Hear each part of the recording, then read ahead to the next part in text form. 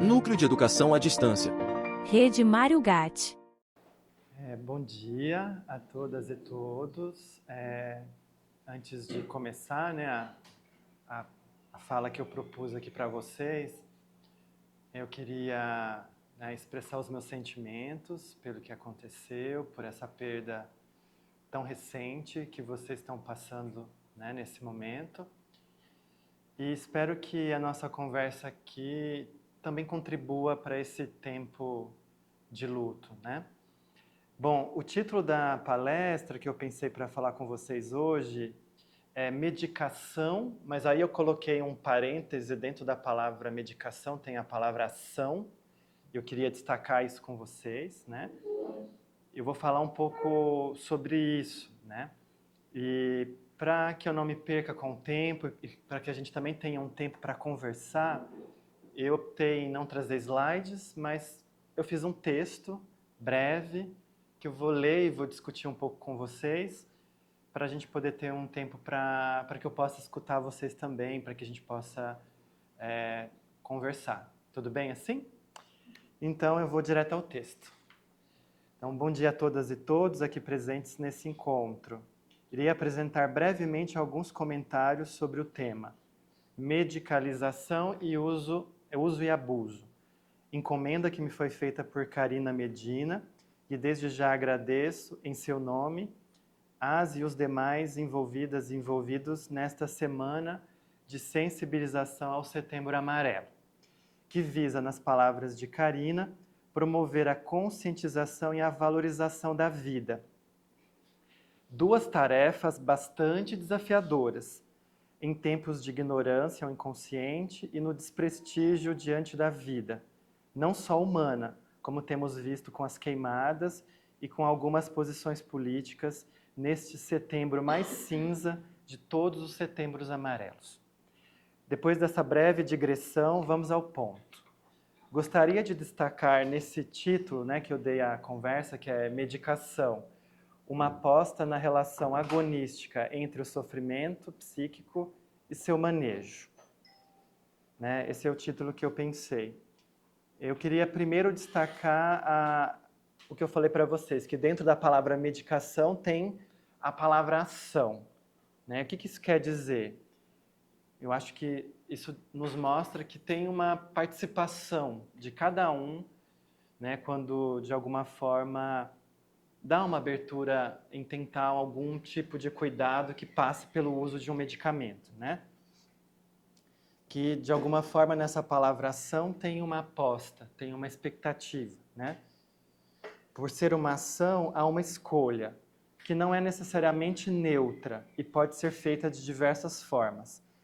E, portanto, por ser uma ação, não precisa ser uma regra ou uma exceção, mas um dos caminhos possíveis para manejar o sofrimento. Já queria deixar isso claro com vocês, que o medicamento é um dos caminhos possíveis, não o único, e também não precisa ser um caminho que não se vai experimentar, um caminho de exceção. Eliminar completamente o sofrimento é eliminar conjuntamente o que se passa na junção mais íntima do sentimento de vida de um sujeito, como nos diria um psicanalista francês. Ao sofrimento nos cabe encará-lo com dignidade. E para isso, cada um que se encontra nesta sala irá inventar um jeito muito próprio de assim o fazê-lo, sem receitas coletivas, sem receitas de bolo ou de balas, como gosto de lembrar, que é um nome também de uma substância psicoativa, do êxtase, Então, a gente não usa só o medicamento para aliviar um sofrimento, mas também, em alguns momentos, para ter alguma experiência de prazer, Então, esse é um ponto também importante da nossa conversa. Outro ponto que pretendi dar ênfase nesse meu título é a dimensão da aposta em jogo em um tratamento. E por aposta entram também os riscos, os efeitos colaterais, não apenas os efeitos de alívio e de melhora. E também tem uma dimensão na aposta que é o incalculável. Quando a gente aposta, a gente não sabe muito bem o que vai acontecer. Todo mundo aqui já participou de bolão da Mega Sena, Ninguém sabe o que vai acontecer. Já está todo mundo fazendo churrasco, pensando, o que eu vou fazer com esse dinheiro, não é? É uma aposta. Não se sabe o que vai acontecer, né? E eu chamo isso de uma dimensão do incalculável. Você pode ir lá ficar imaginando o churrasco, a picanha, o que eu vou colocar lá nesse churrasco, quem que eu vou convidar, quem que eu não vou convidar de jeito nenhum, mas né, não se sabe nem o que vai acontecer lá naqueles 6 números que vão ser sorteados, né? Então, o uso do medicamento ele tem uma interferência que vai ser muito mais ampla do que a gente costuma imaginar. E muitas das interferências nem estão ali descritas na bula, né? Então, isso a gente escuta muito na clínica, né? O que o paciente sente, o que aconteceu com aquele medicamento que ele usou, né? Então, eu digo assim que o medicamento ele vai interferir também nos afetos, né? Que é uma palavra que a gente tem usado bastante, mas a gente podia usar ela também desse respeito, né? Mesmo nós, médicos, né, amparados por estudos diversos, não sabemos exatamente qual será a parceria que se construirá entre o paciente e seus medicamentos, né? Parcerias que podem ser de ajuda, de apoio, de suporte, de acolhimento, mas também de dependência, de prazer, de desprazer, de companhia, de alívio, de preocupação. Nossa, esqueci de tomar meu remédio hoje, né? Então tem muita coisa que acontece nessa parceria entre, né, o sujeito que vai tomar o medicamento e o próprio medicamento, né? Quantas formas forem possíveis de se construir essas redes afetivas, né?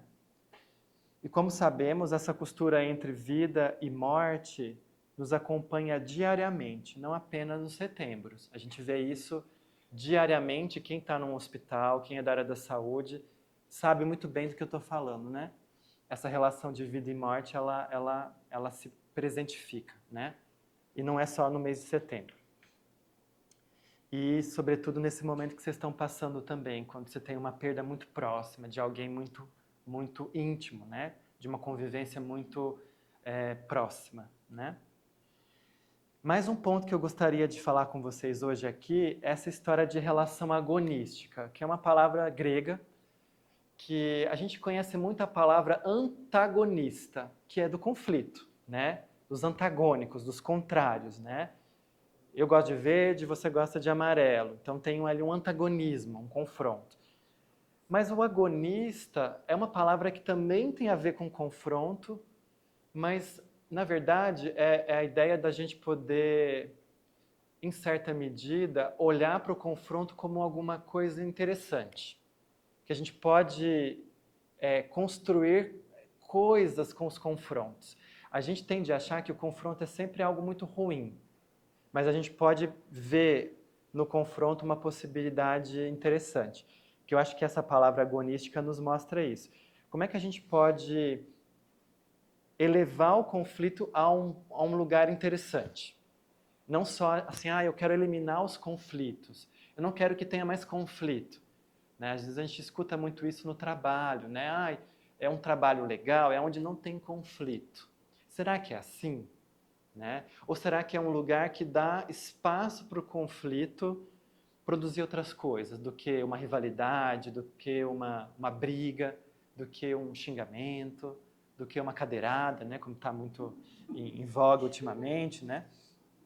Ou seja, né? Tomar um medicamento não se dá sem uma espécie de luta, sem a emergência de uma contradição, sem a marcação de oscilações entre momentos de atividade, né, que é essa aderência ao tratamento, e momentos de passividade, que é esse momento do uso irregular, né? Todo mundo aqui que já fez um tratamento, nem que seja de um amidalítico antibiótico, já viveu isso. Mas eu já estou bom, eu vou tomar esse antibiótico por 7 dias mesmo, mas em 5 eu já estou ótimo, né? Eu vou ter que fazer esse tratamento por 14 dias, mas nossa, eu já estou bem com 12, com 10, né? Então, vocês perceberem esse tipo de conflito em jogo nesse uso ou no abuso de um medicamento, né? Todo tratamento, não apenas aqueles conduzidos pela equipe de saúde mental. E vocês que estão aqui no hospital, que trabalham não só com a saúde mental, vão escutar isso que eu estou falando. todo tratamento traz consigo um conflito. E eu acho que vocês veem isso muito claramente. Tem às vezes que o conflito ele até extravasa e vai para a equipe. A equipe começa a discutir e ter um conflito em torno de uma conduta ou de várias condutas, né?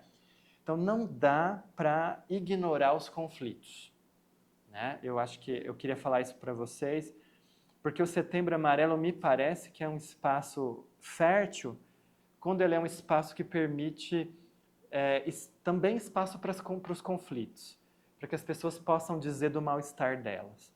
E não apenas um lugar para uma intervenção, né? Mas também um lugar de abertura, né? Outra coisa que eu queria destacar para vocês, porque assim, a palavra medicamento, medicação, fármaco, né? Sobretudo a palavra fármaco, né? Ela tem uma origem grega, que é a palavra pharmakon, né? E essa palavra, os gregos já sabiam disso e nos contaram, né? Que ela serve tanto para dizer sobre um medicamento, mas também sobre um veneno. Da mesma palavra, fármaco, diz a mesma coisa, ou medicamento ou veneno. E isso eu acho que é uma coisa muito importante para a gente poder pensar aqui, que entre medicamento e veneno há uma aproximação muito grande. Não é à toa que um medicamento pode ser usado também para um fim letal, né? Então, eu acho que esse é um ponto importante, né, da gente poder conversar também, né? Que tem palavras que têm os contrários, né, trazem essa dimensão agonística, né, de conflito, né? Aqui nos cabe questionar, entre o fármaco remédio e o fármaco veneno, não se encontra uma fronteira tênue de dosagens, de manejos, do modo como esse remédio vai ser usado, em que momento esse remédio foi indicado, em que momento ele passa a não ser mais uma indicação, né? Porque a gente muitas vezes questiona o momento de começar um remédio, mas é muito mais difícil a gente questionar, mas e o momento de parar? E o momento de... Eu acho que agora eu já posso rever esse uso. A gente talvez tenha alguma reflexão em quando começa, mas talvez ainda pouca reflexão de quando a gente vai dar um tempo, quando a gente vai fazer uma pausa e como a gente vai fazer essa pausa também, né? Eu brinco que eu aprendi na faculdade a prescrever.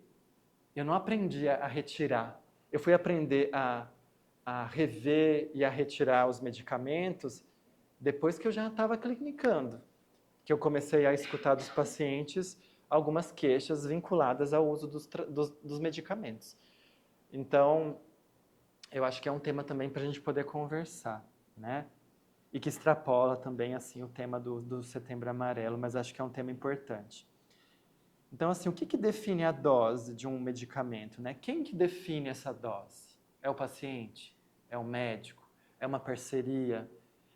Às vezes por exemplo, né, quando eu atendo pacientes que têm uma equipe que cuida. Às vezes, a enfermeira do caso me ajuda a pensar a relação da dose, a terapeuta ocupacional, a psicóloga que acompanha o meu paciente, né? Então, a gente pensar que tem uma rede de cuidado, né? E a gente poder escutar também essas opiniões, esses pontos de vista, eles poderem aparecer também, né? E é interessante também que para algumas línguas, por exemplo, o espanhol, medicina é tanto a medicina quanto o medicamento. Então, tem essa mistura também entre o profissional que faz o cuidado e o tratamento, né? Isso eu queria também destacar para vocês. Inclusive, até um psicanalista inglês, o Michael Balint, ele falava que o melhor dos medicamentos era o médico. Eu acho que ele era um otimista, porque a gente sabe que a gente não pode colocar isso de garantia, que o médico vai ser o melhor dos medicamentos. Às vezes, né, alguns encontros clínicos, isso não acontece. O médico, muitas vezes, está tão preocupado em resolver o problema que ele pode, inclusive, deixar as coisas um pouco mais confusas, né? Então, isso também eu queria destacar para vocês, né? O quanto não temos visto que, ao falarmos de saúde, temos falado mais do seu oposto, né? Da doença. Freud nos dizia que o entendimento do patológico era fundamental para entendermos a dita normalidade. E para nos depararmos com a normatividade, né, que seria a capacidade de considerar a normalidade não como um estado fixo, definido por regras, exames, né? Quantos de nós já não ouvimos isso? Nossa, eu estou ótimo de saúde porque meus exames estão todos bem. Né? Isso é um jeito da gente entender o que é saúde. Isso é um jeito da gente entender o que é normalidade. Né? Os meus exames estão dentro dos parâmetros ditos de normalidade. Isso é um jeito da gente entender saúde, não um único. Né? Entender a normalidade como um ponto fixo. Né? Mas, assim, eu trago uma outra ideia para vocês, que é a da normatividade, que é o quê? É a gente entender que saúde tem um certo movimento, tem uma certa dinâmica. Saúde não é um estado. É um pouco parecido com a ideia de felicidade. Ninguém consegue... a felicidade são momentos, não é um estado permanente. Saúde talvez esteja mais ligada a isso, né? São estados de movimento, né? E daí eu queria trazer isso para vocês, porque às vezes a gente dentro do hospital fica muito ligado a essa ideia de saúde como algo fixo, como algo ligado a uma regra muito clara. Todo mundo está vendo esse exame e aí está todo mundo concordando que essa pessoa está bem porque os exames dela estão normais. A gente vê que isso não necessariamente serve para todos os casos, né? E aí eu queria falar para vocês isso, que talvez saúde, e saúde mental incluído nisso, é essa capacidade meio dinâmica, meio movediça, assim, da gente poder reconstruir arranjos, né? Acontece alguma coisa, a gente se rearranja, a gente se reorganiza, né? Isso talvez seja um sinal de saúde, né? O que muitos vão chamar hoje em dia da palavra de resiliência, que eu acho que é uma palavra que tem sido meio gasta demais, né? Meio capturada até pelos coaches, assim, né? Mais uma vez, não podemos recuar diante dos conflitos que o viver nos apresenta. E aí tem um livro que eu gosto muito, de um escritor brasileiro, que é Guimarães Rosa, que também foi médico, né? Que é o livro Grande Sertão Veredas, que é um catatal assim, que ele tem uma frase que o protagonista, o Riobaldo, ele sempre diz, né? Ele diz assim, que viver é muito perigoso. E diante dessa frase, ele sempre fala uma outra, que é carece de se ter muita coragem. Que eu acho que é um par muito interessante, o do perigo e da coragem, né? Coragem que não se vende na farmácia, não se constrói com coaches, não se produz com a inteligência artificial, ainda.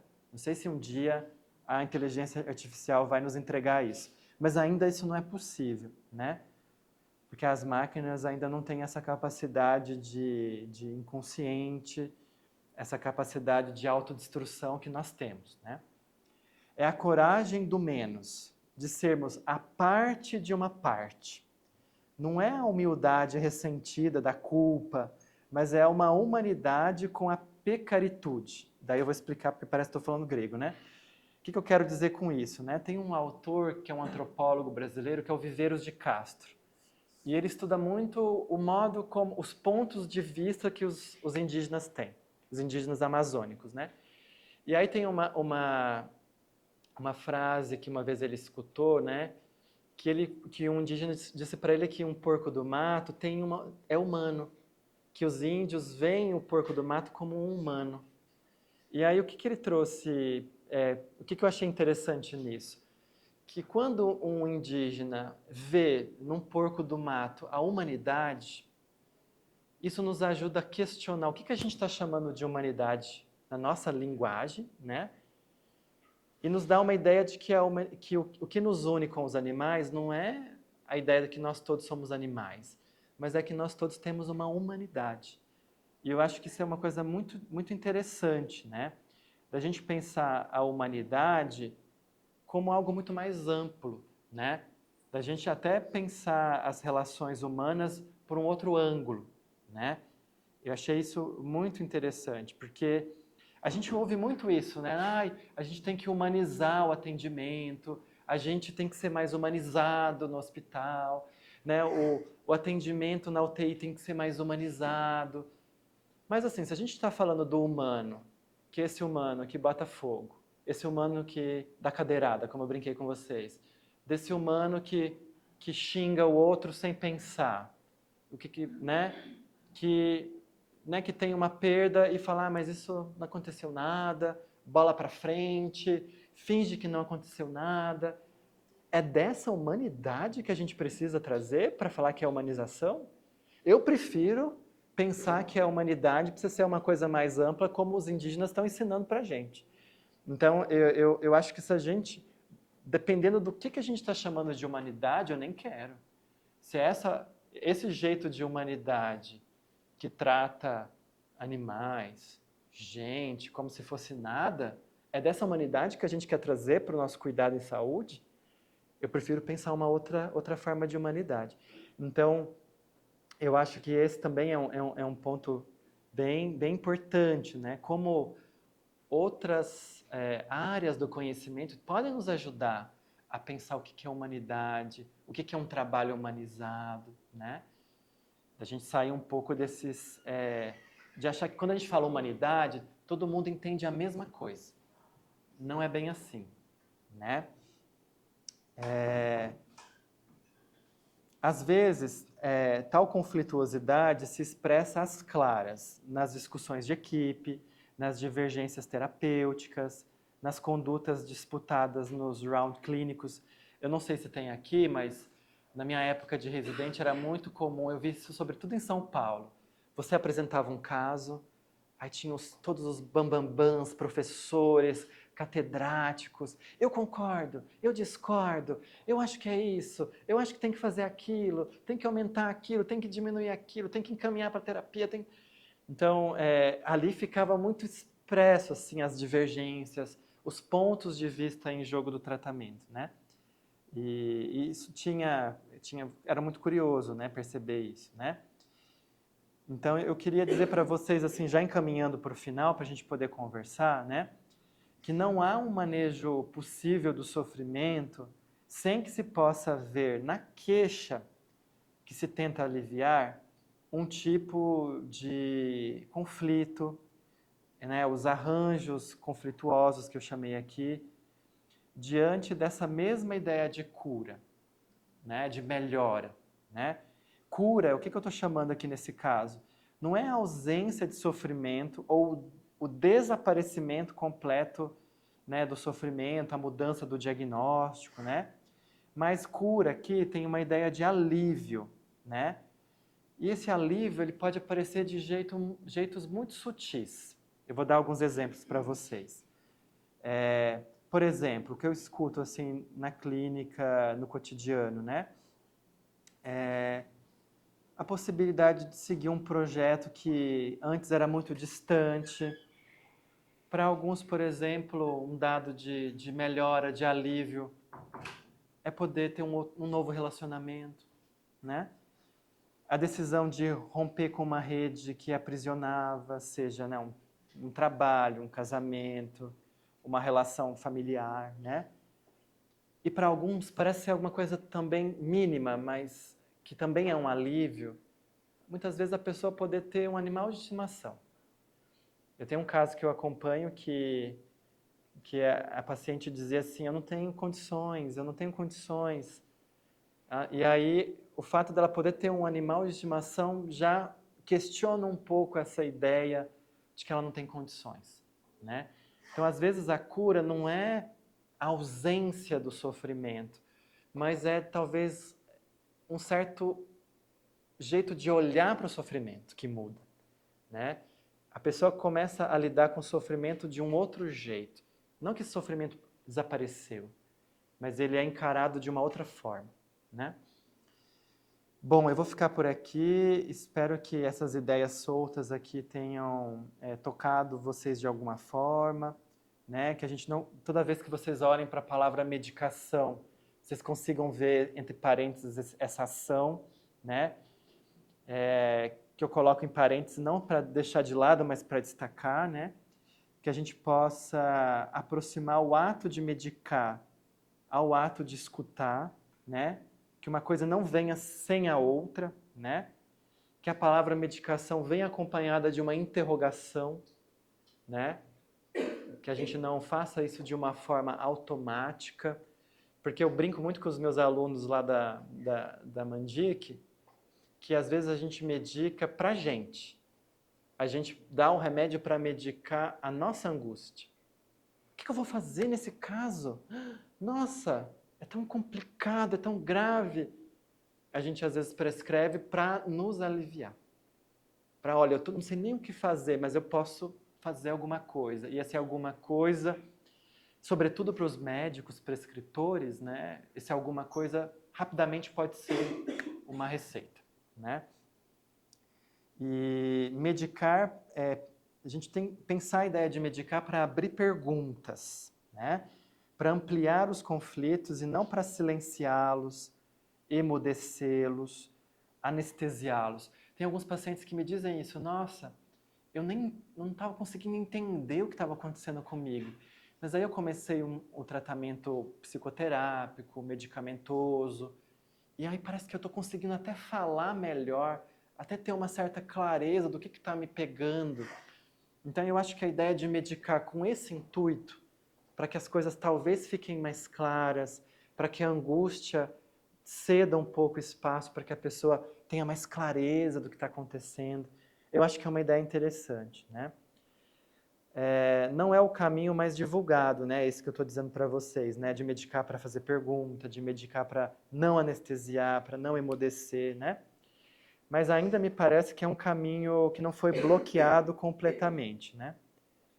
Bom, eram essas as ideias soltas que eu queria trazer para vocês.